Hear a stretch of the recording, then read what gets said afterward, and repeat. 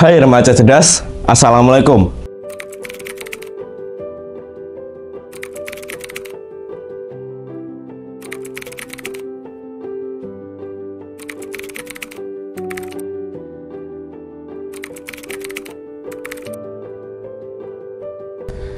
Dari kalimat-kalimat tersebut, terasa bahwa media dan teknologi tidak hanya memudahkan kehidupan kita, tetapi juga memudahkan kita untuk terjerumus kepada hal-hal yang merugikan. Jika zaman dahulu untuk berduaan kita baru bertemu dan itu harus mencari waktu, maka sekarang ini kita bisa selalu berduaan di ruang-ruang chat personal, melakukan berbagai hal yang tidak diketahui. Ya, mungkin beberapa dari kita sudah sering mendengar chat atau CS, phone sex atau PS, bahkan video call sex atau VCS. Bagi yang belum tahu, bisa saya jelaskan bahwa itu adalah chat, telepon, atau video call yang melibatkan aktivitas seksual. Sebagian orang menganggap hal itu tidak beresiko karena jelas minim penularan penyakit dan tidak ada resiko hamil. Namun, apakah kalian yakin bahwa interaksi secara personal tersebut bebas dari berbagai risiko negatif? Bagaimana jika pasangan kalian ternyata adalah pasangan toksik yang memilih mengintimidasi kalian, mengancam kalian ketika hubungan kalian sedang tidak baik-baik saja, dan tidak pernah menghapus riwayat chat, dan saking terobsesinya dengan kalian, dia selalu melakukan screen record saat kalian video call, dan hasilnya menjadi alat untuk mengintimidasi kalian? Atau bagaimana jika suatu hari handphonemu hilang dan ditemukan oleh orang lain yang ternyata membuka paksa HP-mu dan menemukan file-file foto dan videomu yang mengandung unsur pornografi, dan dia ingin mengambil keuntungan dari situ dengan mengancam foto videomu yang disebarkan? Kejadian-kejadian tersebut adalah contoh-contoh dari KBGO, atau bisa disebut dengan kekerasan berbasis gender online, yang bahkan terjadi saat ini.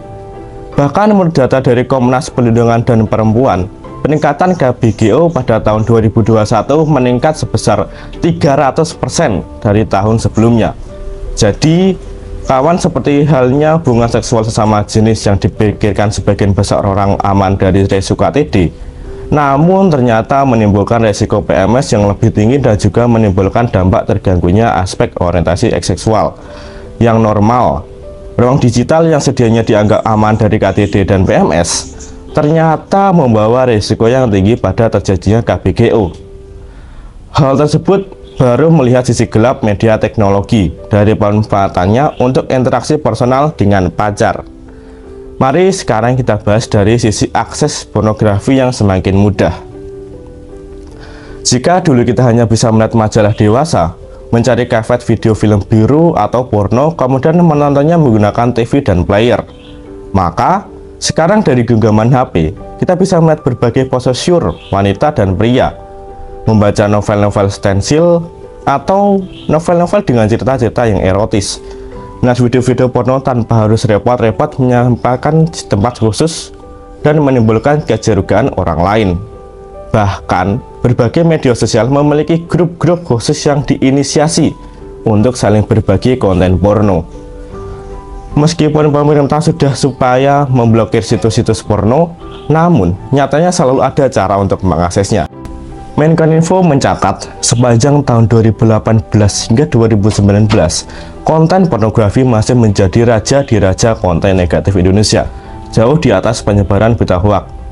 Bahkan Kementerian Pemberdayaan Perempuan dan Perlindungan Anak mengungkapkan data dari Survei Nasional Pengalaman Hidup Anak dan Remaja atau SNPHAR tahun 2021, 66,6% anak laki-laki dan 62,3% anak perempuan di Indonesia menyaksikan kegiatan seksual atau pornografi melalui daring atau online, serta 34,5% anak laki-laki dan 25% anak perempuan terlibat pornografi atau mempraktikkan langsung kegiatan seksual. Anak dan remaja yang sedang bertumbuh dan memiliki rasa ingin tahu yang tinggi adalah sasaran empuk bagi media-media dengan konten pornografi untuk mencari keuntungan. Lantas, apa dampak pornografi pada kita? Ada sebuah studi menarik yang diterbitkan dalam Jurnal Ilmu dan Teknologi Kesehatan pada tahun 2018. Studi kasus ini dilakukan pada 5 remaja yang berusia 14 dan 15 tahun, berjenis kelamin laki-laki, dan sudah terpapar pornografi. Dan hasilnya yaitu, yang pertama, remaja A berusia 15 tahun, terpapar pornografi sejak 1 tahun yang lalu, dengan mengakses video porno dan gambar-gambar perempuan telanjang dari internet. Hasilnya, setiap melihat perempuan A, selalu membayangkan tubuh perempuan tersebut, berimajinasi melakukan hubungan intim dengan perempuan tersebut, sering melakukan masturbasi, dan lebih suka menyendiri di kamar.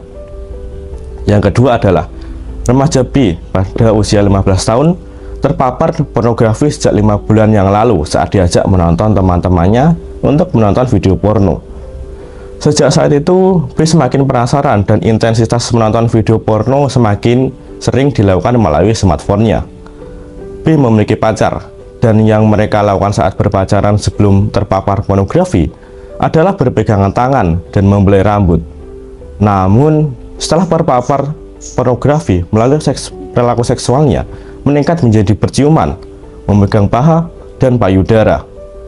B sekarang cenderung lebih suka menyendiri di dalam kamar dan marah ketika dimintai bantuan orang tuanya.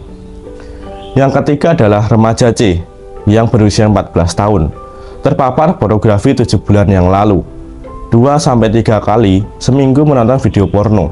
Karena orang tuanya sering keluar, maka pacar C sering diajak ke rumah menonton video porno bersama dan menirukan apa yang mereka lihat.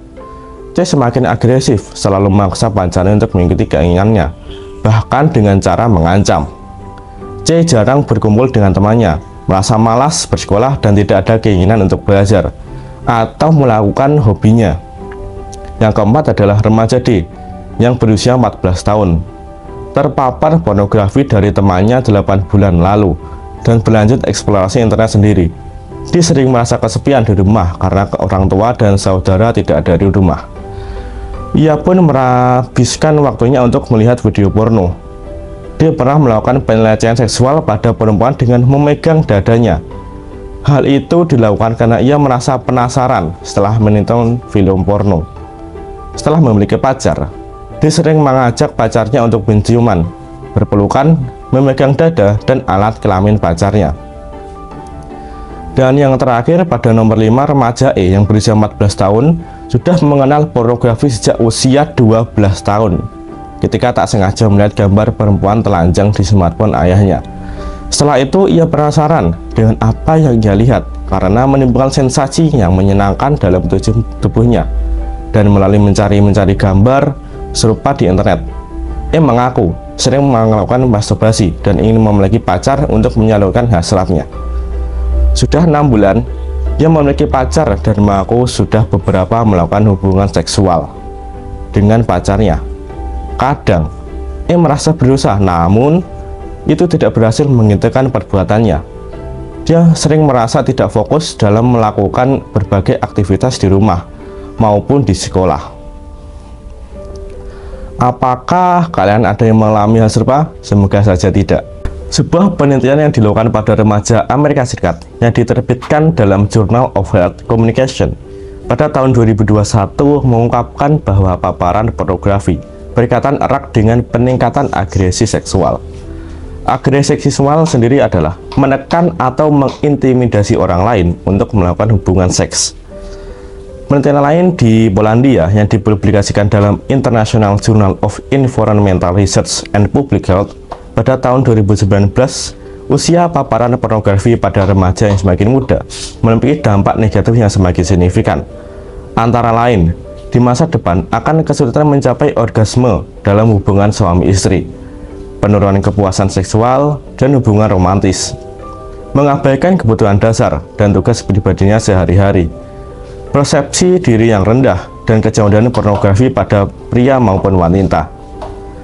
Pornografi berdampak pada psikologis maupun fisiologis, bahkan merusak organ paling penting yang ada pada tubuh manusia, yaitu otak. Menurut Dr. Donald Hilton, seorang neuroscience atau ahli bedah otak dari Texas, kecanduan pornografi dapat merusak otak kita dengan kerusakan para pecandu narkoba, bahkan lebih dari itu. Beliau juga mengatakan otak para pecandu pornografi dapat menyusut Sudah ada link sumber tentang hasil penelitian beliau yang bisa kalian akses. Pernah nggak kalian melihat gambar nyerempet porno, terus kalian merasa jijik awalnya? Namun ada rasa penasaran dan ingin melihat lagi. Kemudian kalian merasa senang dan ada rasanya meletup-letup di alat vital dan deg-degan di dada. Tapi lama-kelamaan gambar itu atau video tersebut tak menarik lagi dan kalian ingin melihat yang lebih vulgar daripada itu. Jadi mulailah mengukur diri ya. Bagi kalian yang merasa sering kali killing time dengan nonton porno, mending segera diberhentikan dan bisa mengupayakan untuk memperoleh bantuan dari ahli. Minimal komunikasikanlah dengan guru BK atau orang tua agar diberikan bantuan yang sesuai. Bisa dengan mengubah kebiasaan atau bahkan bisa dengan bertemu psikolog. Karena otak yang terus-menerus berkembang apalagi di usia remaja masih bisa kok dibenahi kerusakannya. Tapi, jika tak ada perubahan dan kebiasaan itu tetap berlanjut, maka bisa menjadi kerusakan yang permanen. Yuk jauhi narkoba lewat mata.